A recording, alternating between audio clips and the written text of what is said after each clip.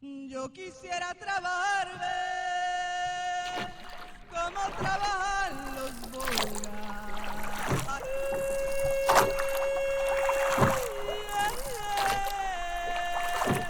Que con fuerza de mente remar contra corriente. Oh, oh,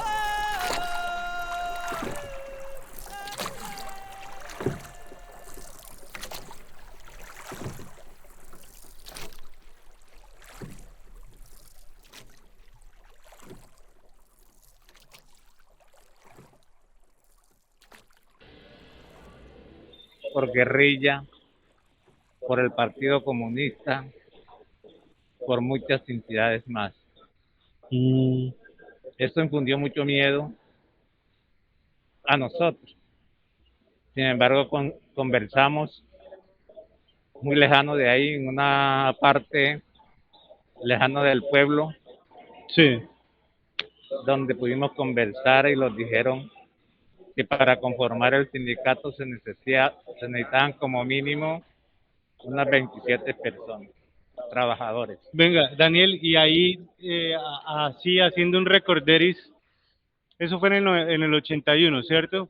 Pero en el 81, ¿en qué mes se da la negociación de la convención colectiva y cuál era el pliego de ustedes? ¿Qué pedían? Nosotros en eso no teníamos pliego porque únicamente se iba a revisar el pacto colectivo, no había pliego. Había un pacto colectivo que lo que se iba a pedir era un reajuste sobre lo que había en el pacto colectivo, pero la empresa manifestó que no tenía condiciones para hacer ningún incremento a ese pacto colectivo. Entonces, pues, lo vimos en la obligación de 3 reuniones porque los compañeros teníamos miedo de llegar porque alguno los fuera a sapear con la empresa y los despedía. Pudimos vincular 28 compañeros y conformamos Formaron el sindicato. la seccional de Puerto Wilches sin Trainago. ¿Y cómo comenzaron a trabajar? ¿Qué fue lo Inmediatamente, primero? con una ayuda de una organización que se llamaba Pestra, aquí en Barranca Bermeja, y luego Usitras, Unión de Trabajadores de Santander, y nos orientaron para hacer el pliego inmediatamente y nombrar la comisión de negociadora y los delegados, porque los pliegos tenían que irse a ratificar primero con los trabajadores de la empresa y luego en Asamblea Delegataria Nacional en Bogotá, Asamblea Nacional. de delegado Genial. en Bogotá. Ya. Aprobamos el pliego, los 27 afiliados, y se fue la comisión para Bogotá para aprobarlo allá. ¿Y quiénes fueron a Bogotá? ¿Usted se acuerda? Fueron unos señores que se llaman Enrique Pontón y Canor Arciniega y un señor que ya falleció, apellido Torrecilla. ¿Me repiten los nombres? Qué pena, es que no escuché bien. Un señor Enrique Pontón, Nicanor Arciniega, un señor de apellido que se nos dio Torrecilla, y se fueron a Bogotá, y no sé quién los informó, y cuando regresaron de traer el pliego de petición, los despidió la empresa. Ah, los despidieron de una vez. ¿Y cómo hacían cuando sucedía eso? ¿Se apoyaban entre el sindicato o buscaban la forma? ¿O hacían paro? Despidieron los trabajadores, nosotros no sabíamos que era paro, nosotros no sabíamos que era una huelga, no sabíamos nada de eso porque no conocíamos. Pero el sindicato hermano estaba alrededor, tenía conocimiento porque ya tenía como 3 años, 4 años de estar fundado en Sintrapalma.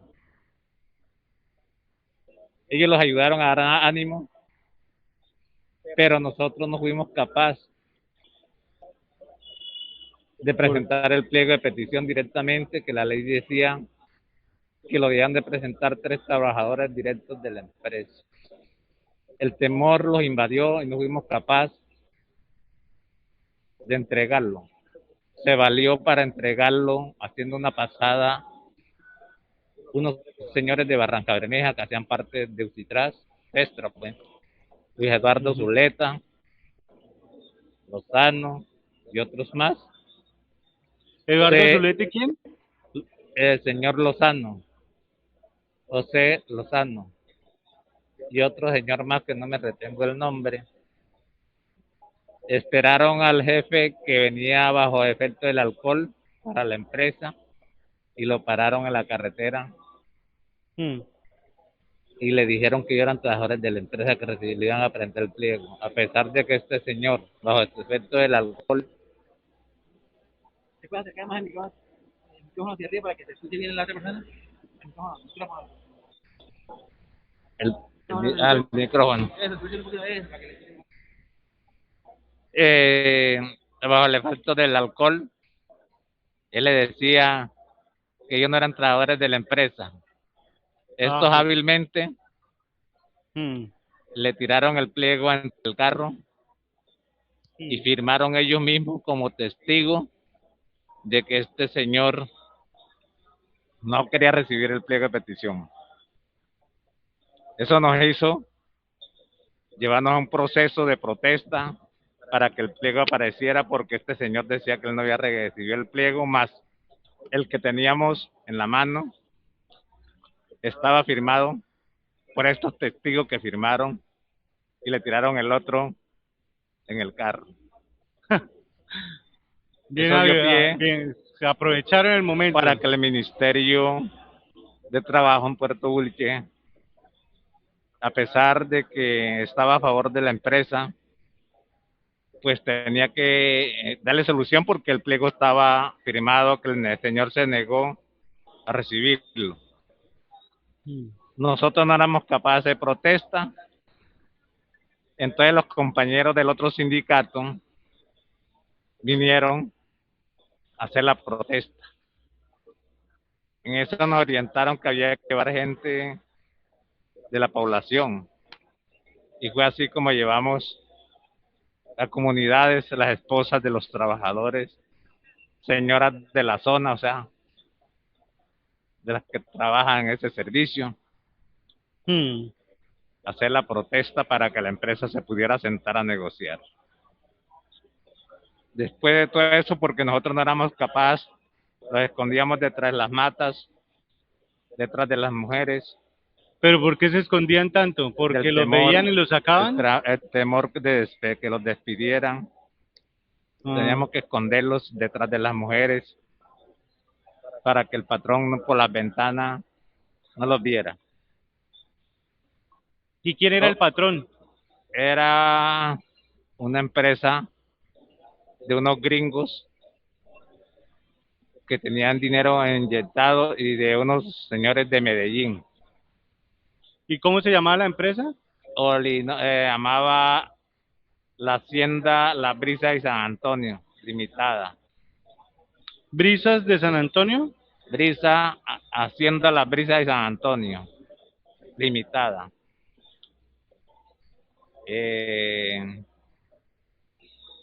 Después de tanta batalla, la empresa tuvo que sentarse a negociar y pudimos sacar un pliego de petición exitosamente, con garantías que jamás y nunca en mi vida lo pensé que íbamos a sacar eso, porque no tenía ese conocimiento. Ya, ¿y qué garantías les dieron ahí? O sea, ¿qué ganaron? En primera medida, pudimos lograr que a nuestros hijos le dieran seis uniformes para el estudio y auxilio para el estudio. Pudimos tener un reconocimiento de 4 dotaciones, la ley decía 3. Pudimos lograr préstamos para vivienda, préstamo para calamidad, auxilio por nacimiento de hijo, auxilio por muerte de familiar, padre, hijos. Pudimos obtener que allí la empresa tuviera una ambulancia que allí la empresa estuviera una enfermería, un puesto de enfermería, con una enfermera. Pudimos tener una ambulancia. Mm, Pudimos lograr sobre todo para la lluvia. mm. Y en fin, que jamás y nunca, digamos, nuestras condiciones cambió inmediatamente a los trabajadores que estábamos Que ahí. jamás y nunca que qué, perdón, Daniel. Ah, Que jamás y nunca qué. nunca pensé que esto se podía lograr, ¿no? Porque Claro, ¿no? Y en un contexto difícil, porque yo me imagino el entonces 81, ¿qué pasaba? inmediatamente me nombraron de ver mi gana y deseo, a pesar de que venía de la pesca y venía de una familia muy pobre, de mi padre que tuvo 13 hijos, venía de una familia muy pobre, sufrida, yo tenía mucho miedo, pero ese valor de ver lo que logramos me conllevó que en menos de un año me convirtieran en la comisión de quejas y reclamos. Mm. Y bueno, Tenía mucho temor porque yo nunca estuve en una escuela. mm, Yo estuve apenas como 3 meses en primaria primero y no sabía escribir ni leer, y para ser directivo tenía que saber leer y escribir. ¿y cómo aprendió? ¿Cómo sortió eso? En la negociación hubo un error de los negociadores por no conocimiento, o sea, metieron un garrafón de aguardiente, Mm. de agua para tomar, disculpe, de agua para tomar, y nosotros por la ventana creíamos que era un garrafón de aguardiente y pensamos que de ellos los estaban traicionando o vendiendo a los trabajadores. Hubo un rechazo total y cambiaron al presidente inmediatamente Mm. y se nombró otro presidente y a mí me nombraron vicepresidente por el que era vicepresidente, y el que era vicepresidente pasó A a presidente. ser presidente. Jamás y nunca creí que iba a asumir ese cargo, Mm. pero lo asumí con la responsabilidad y con el compromiso que me iban a educar.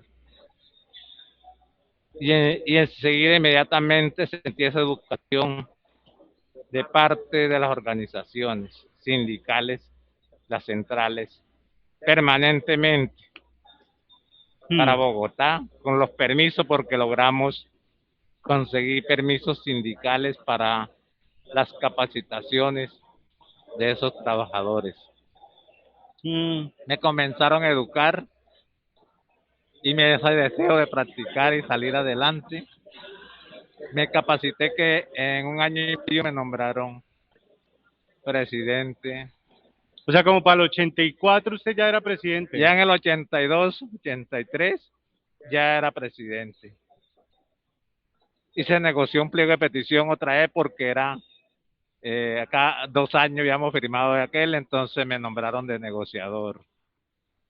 Al cual seguimos a éxito de buenos aumentos de porcentaje en los incrementos de los trabajadores. Sí. E inclusive llegamos a lograr que nosotros no pagáramos el porcentaje de la salud, ni en Ujú. pensión, ni en salud. O sea, el 12% lo asumía la empresa en su totalidad.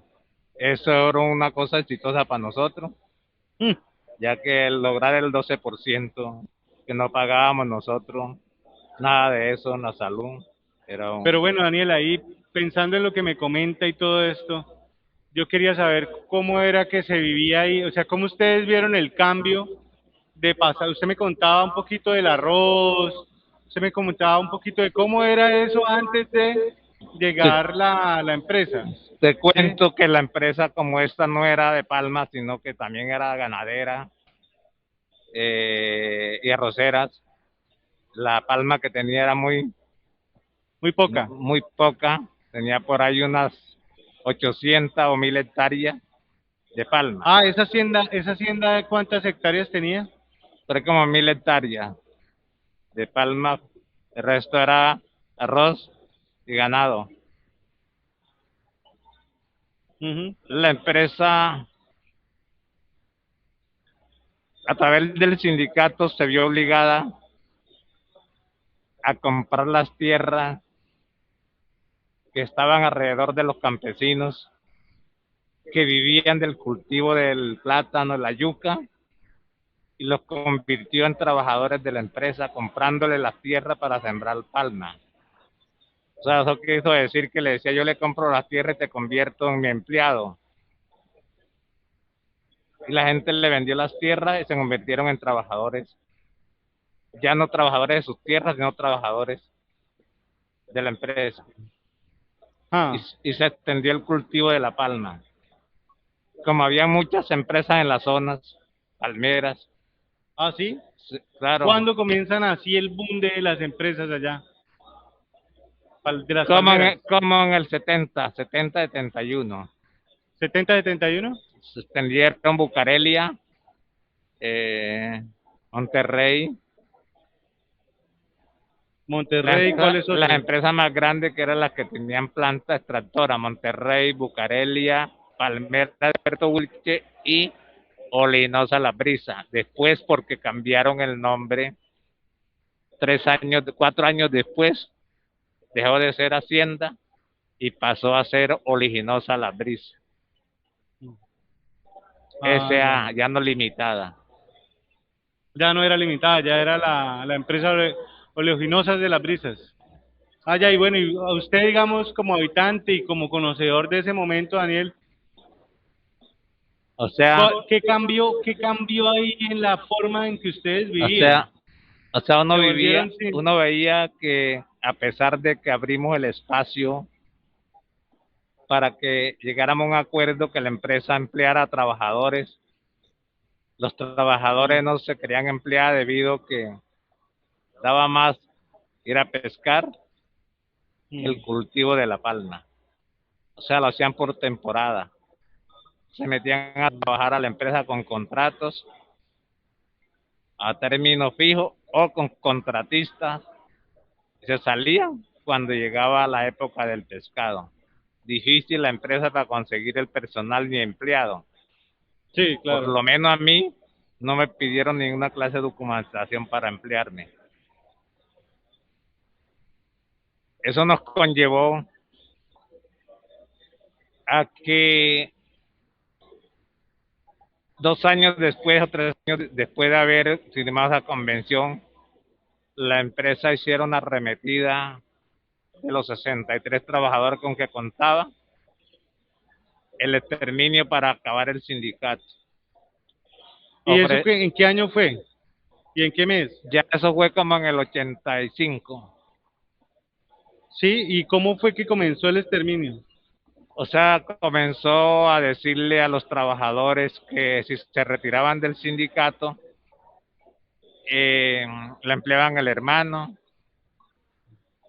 el familiar, los negaban a nosotros los derechos convencionales, o violaban la convención y le estaba dando mejor garantía a los que no estaban sindicalizando, demostrando que era mejor estar por fuera del Sí, sindicato y despidiendo a trabajadores, al cual le infundió mucho miedo.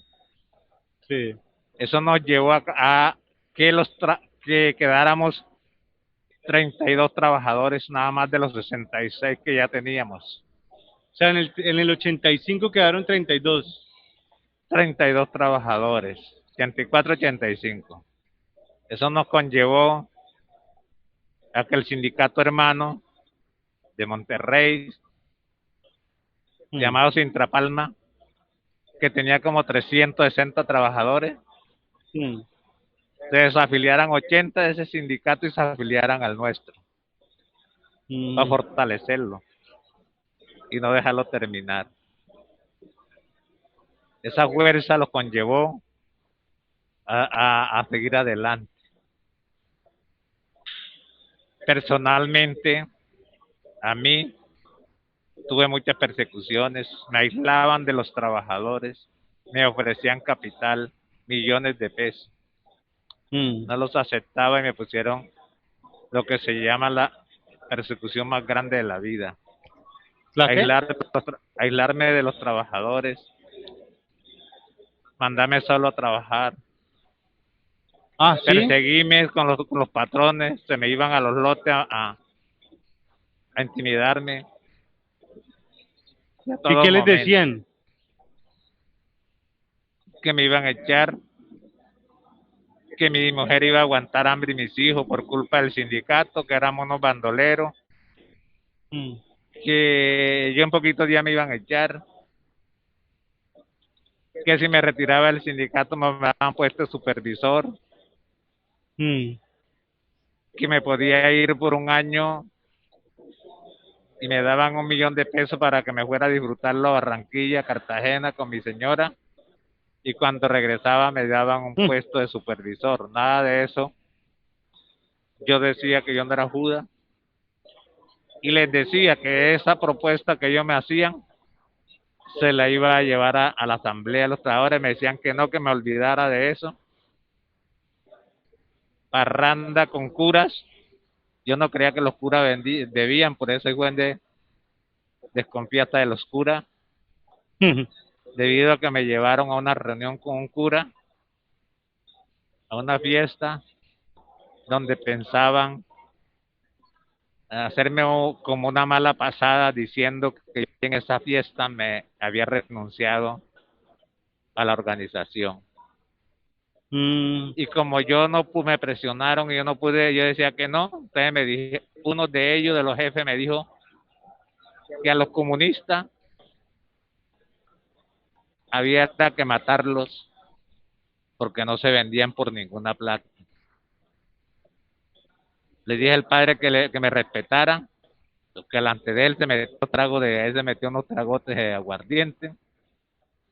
Y bueno, en fin, querían emborracharme, que le pedí que apenas fuera el padre, yo también me fui.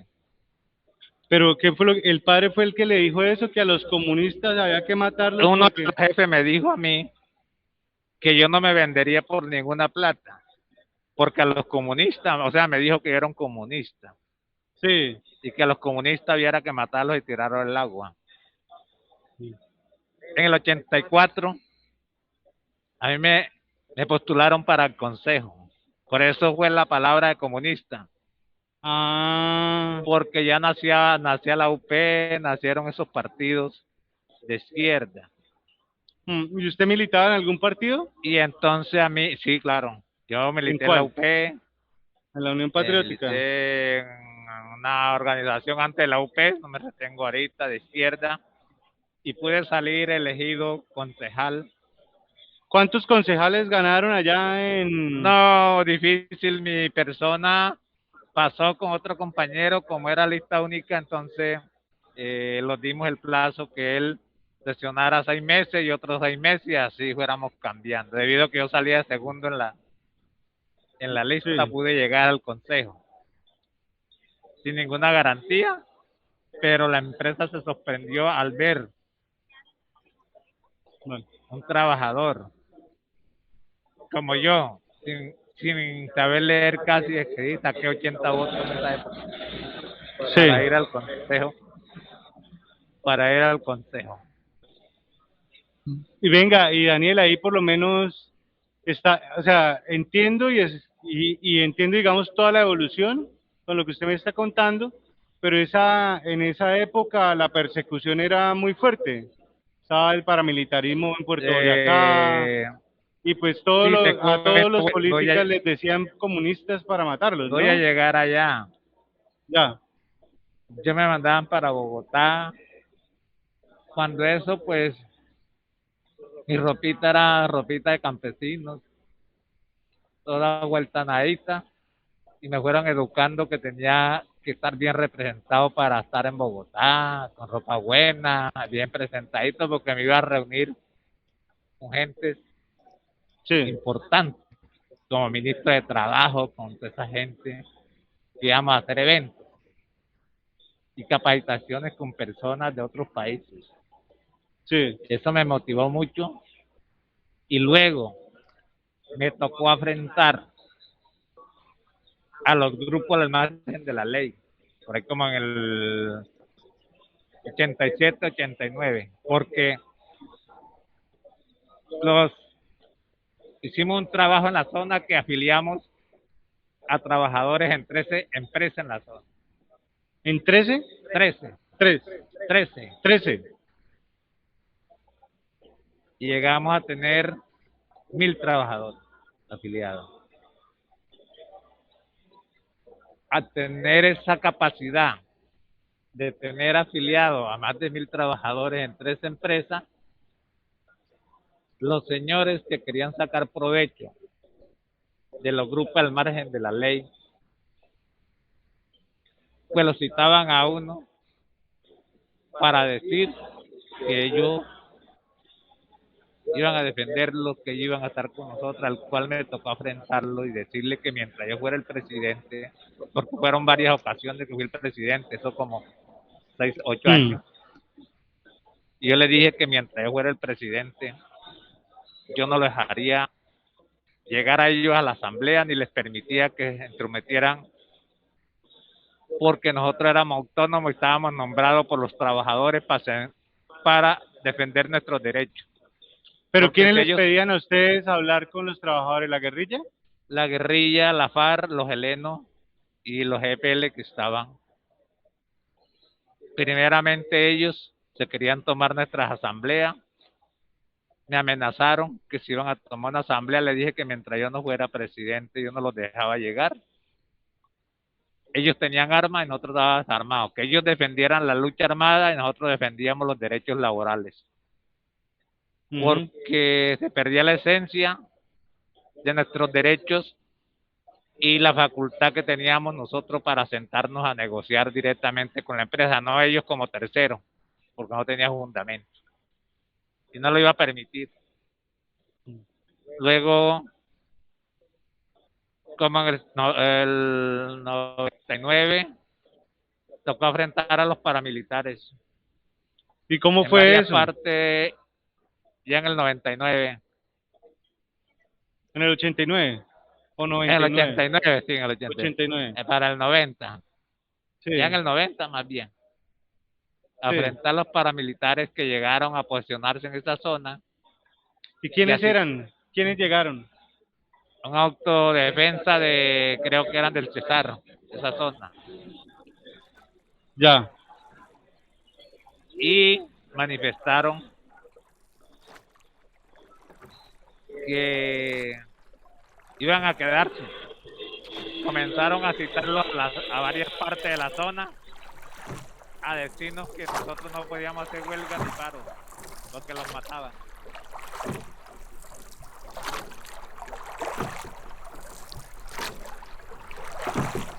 Yo quisiera trabajar,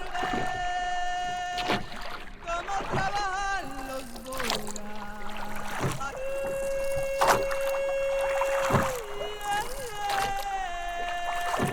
Que con fuerza de mente remar contra corriente. Oh,